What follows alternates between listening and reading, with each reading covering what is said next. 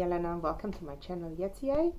I'm a children's books illustrator and these videos are a journey into creating my new portfolio, so I call them portfolio diaries. I have to finish the portfolio page that I was planning.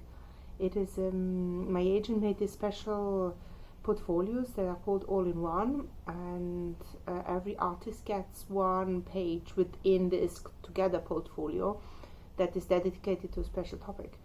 So I've focused now on the animal ones, and I picked the classic fairy tale topics, Three Little Piggies, and this is part of my own project line to do the portfolio, where I want to practice character faces and feeling expressions.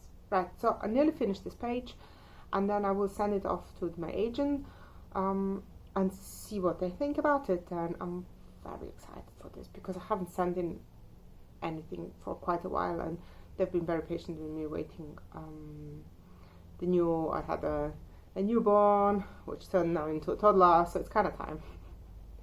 Right, so I've been working on the three piggies. Each of them got its own page of character sheets, and I'm missing two of them. So this week I want to do the textures in watercolor, and then possibly scan everything in and work it out in digitally, but there's not much time in the week, so we'll see how far we got with this.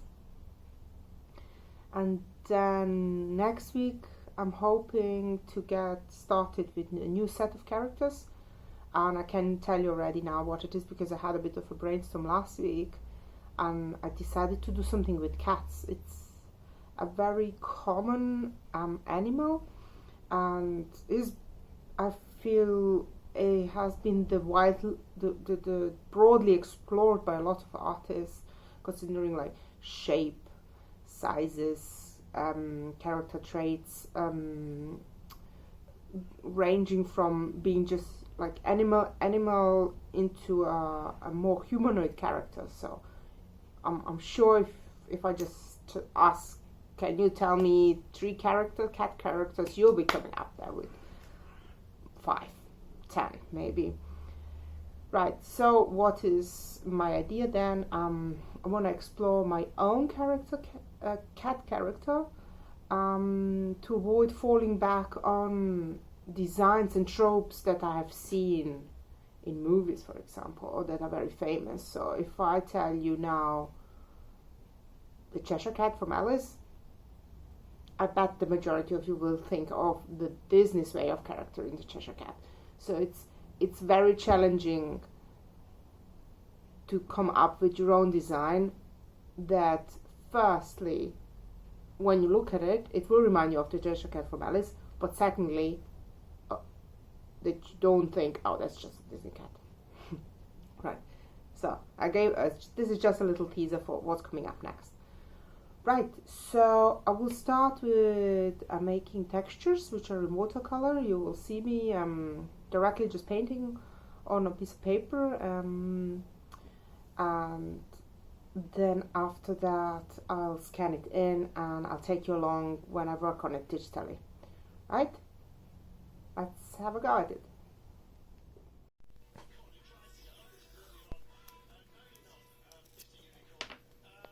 So while I'm doing this, the textures right now, I thought I could chat a little bit. I was looking for a topic, but I thought I think I'll just start off and see what comes up to my mind. So if you're wondering about how I started as an illustrator, it wasn't a straight line forward. It wasn't quite straightforward. This is not what I studied. I've been doing illustrations now for about 6-7 years. It does sound like a long time right now.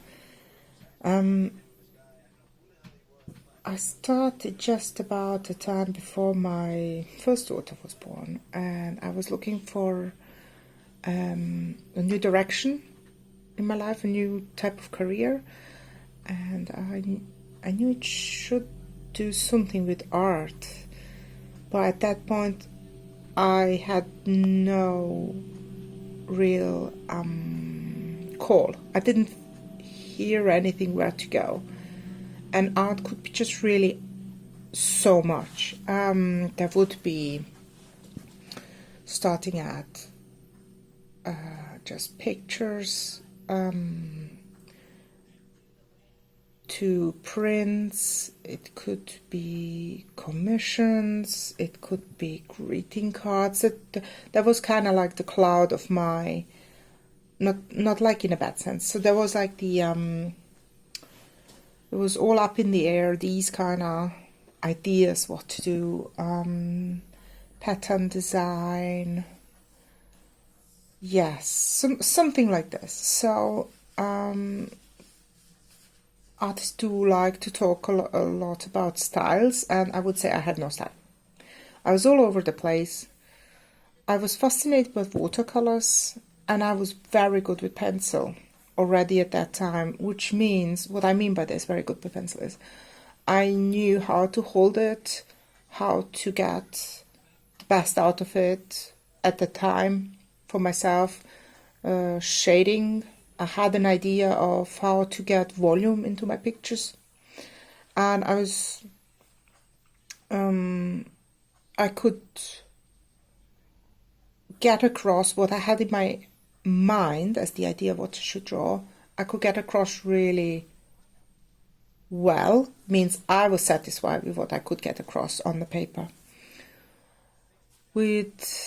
So pencil was my to-go thing. However, I want to acknowledge that there are pencil artists out there stunning and miles above my skill. So I'm not comparing myself to them. I would never not be able to just sit down and do a photorealistic picture of anything. I haven't trained it, that's why. So my range was, or still is, in the comic area. So pencil is used to do, I use the pencil to do outlines and slight shading to indicate the volume to a character and not flesh it out completely. It's not the pencil drawings what I did. Watercolor, on the other hand, was this mysterious material to me. I kind of thought, this is what I have to master, and it just, I didn't know how. I didn't know how. The classic watercolor use looked so difficult to me.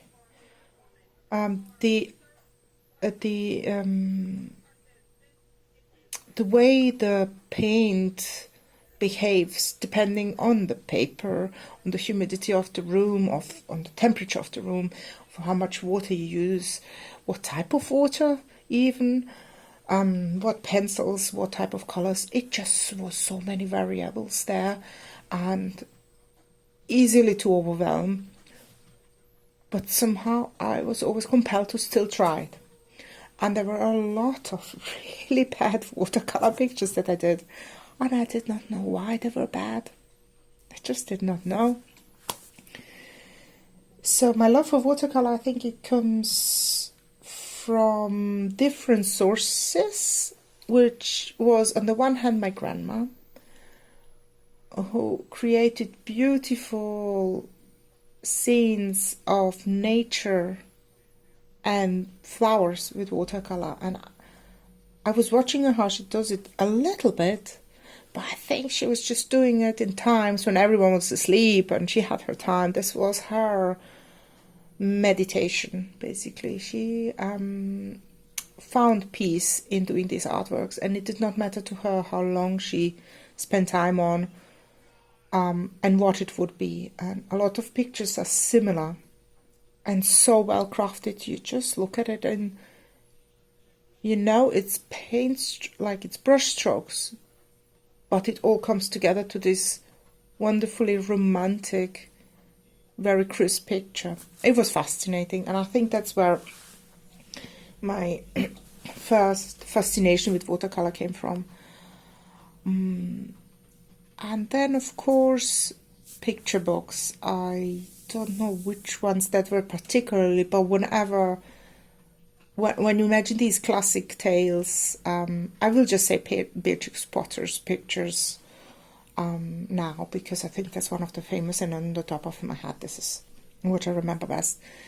This dreamy, pastel-y look, not really pastel like pinks and these baby purples, no, but where the color is married to the white paper, and you can see the structure of the paper still. These kind of pictures, yeah. It just looked lovely, and that was my idea of how I wanted to paint.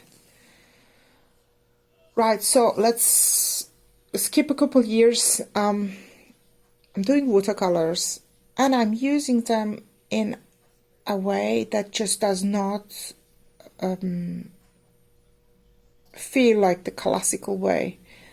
And what I mean by classical is that you use all the randomness of the nature of the brush and the water. So I'm thinking of these like portraits. Maybe you have seen them and can remember them while you're listening to me rambling about them, where the artist can just let the color flow over the paper, and then suddenly the shape is there that he needs, and then there is a smudge, like a drip of another color, and it just mixes with the other color. I have no idea how they do this, and I would find out if I sit down and really practice it. But I was trying to control the flow of the color so much, and going over the paint over and over again until it was a grey mess. It was not good at all. So yeah, what did I do? How did I get to children's books? Well, I was trying to find an area where my way of drawing fits into. Because I would say my background in art is from what I was exposed to as a kid, or what I exposed myself to, was comics and animated movies. So everything was stylized, simplified compared to, let's say, photorealistic paintings. Simplified, more cartoony and this kind of stuff. And I personally saw the children's books industry as the only fitting, basically. I felt I could have an easier footing starting children's books. Well, I think in retrospective I would say I was a bit wrong to narrow myself down this much. And I was probably also wrong in thinking that it's an easy footing, because it was hard. I did not realize with how many people I have to compete and with what time scale I have to work. So that was a bit of a realization later on, how much faster it all goes, and just the professionality that comes with working on children's books. That was not clear to me at the time. Nevertheless, even though of these waking ups and bursting of the bubbles, I still am stuck with it. Not stuck, so I stayed with it. Because it does one important thing for me. The children's books tell a story. And they are there to give the text space to evolve.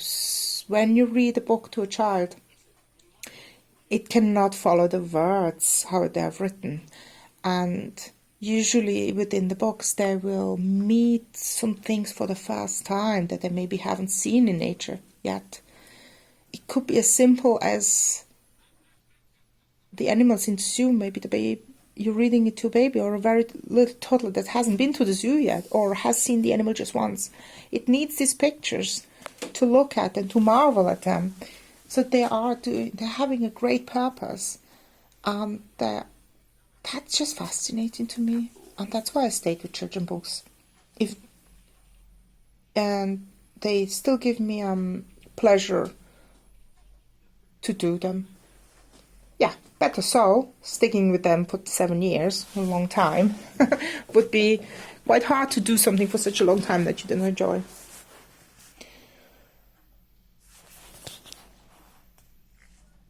So what else is there to say? I've done a couple books with one publisher mainly, and it was really lucky how I found them.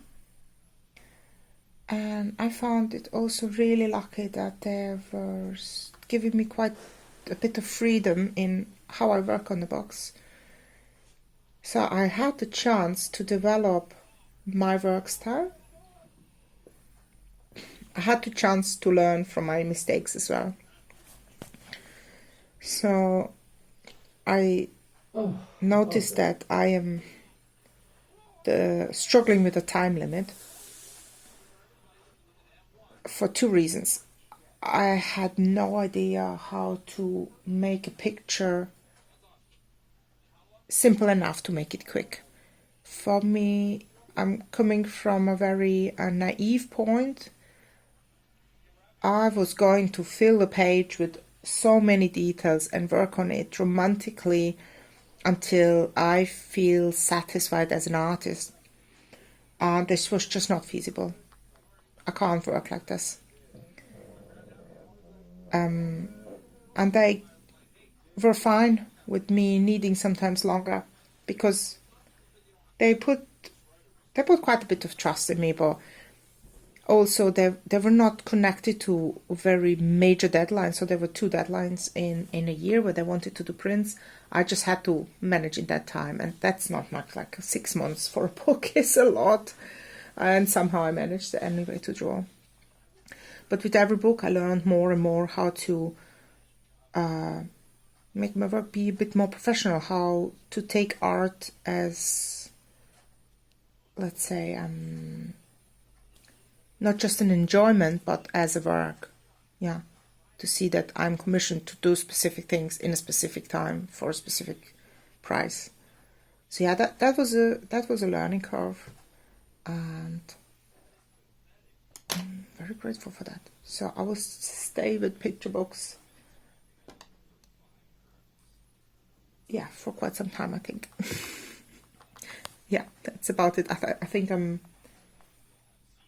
my thought process just started diminishing, and my brain has emptied its half of words. It's a void now.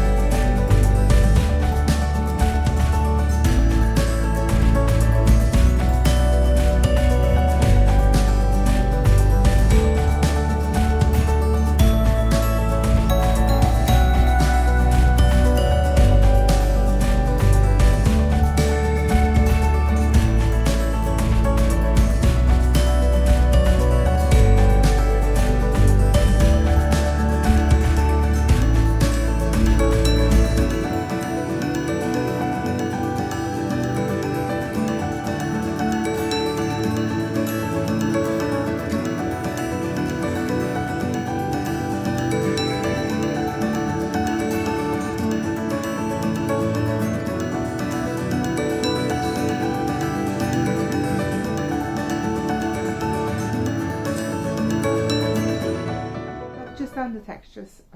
I actually done them twice. So in the first version, I didn't have enough color ready, and I just rushed it. I had this film in front of my eyes playing how it should look like on the video, which is often fast forwarded. So I just watched the colors. I didn't like that. That's not the idea of this process, right? So then in the second one that you could just that you just saw, I took really care of having the papers being really flat onto my sketch, and then also when I had to press down the top paper a bit to see through the light board better, to make sure I'm not touching the figures. Because what happens with the fingers always have like greasy fingerprints. It's just natural, but it kind of seals the paper, and then watercolor can't come on it, right? So that's why you see my hands all the time. They're in there, like doing some sort of piano movement. Anyway, and for this particular texture, I decided to go into the two colors, because in the long run I will have this technique, utilize this technique for like full-fledged characters with, there won't be just one color like the animals are. I think it worked quite well, but ultimately I will see it when I use it in the digital step, whether it works or not, or is it going to work against me or not, because at this point I can't really tell if it's going to be helpful that there is already a different color. But so far I think it will work, because there is no reason for the character outline to change drastically anymore, so the shapes will remain the same all the time. Right, so next step is now scanning both things in. Both things I'm meaning the sketches and then the textures, and then continuing the digital work.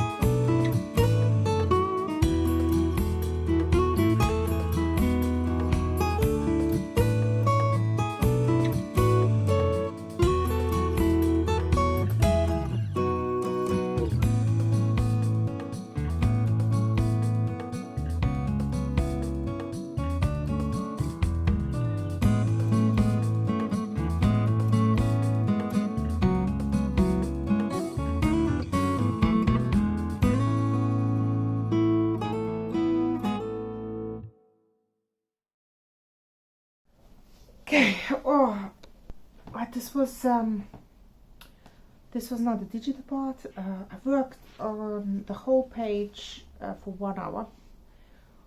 I've tried to work really fast and not and stay within my process steps that I established. The more I stick to the same routine, the better I will be at it, and the faster I will be. If I keep changing, then every step will be a new decision again. Now, I'm trying to explain this properly. So you've seen me do the outlines first, and then I show you the texture popping up. Then I do the shadows, and I correct the texture outline so it fits within the black lines. While I'm doing the shadow, I'm correcting the outlines a little bit as well, because I want to go more and more into details, like around the neck and so on. I just feel like there's more shade. It turns out sometimes too dark, but I can only see this once I'm finished and look at the whole piece again. And after the shadows, I do also fixes, like if somewhere texture is missing a little bit and I don't want to like cut and paste everything, I can just do a bit of digital paint on it. And then I do the lights to highlight which parts of the body are like a bit more exposed to lights. Oh, there's a proper storm outside. Never mind. And then some specs like the eye glitter, not glitter, what you know, the shine of the eyes, so to give them a little bit more life, right?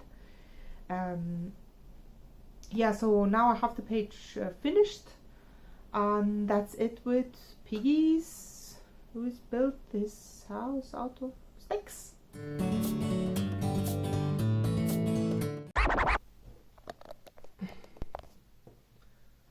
Okay, so last piggy missing.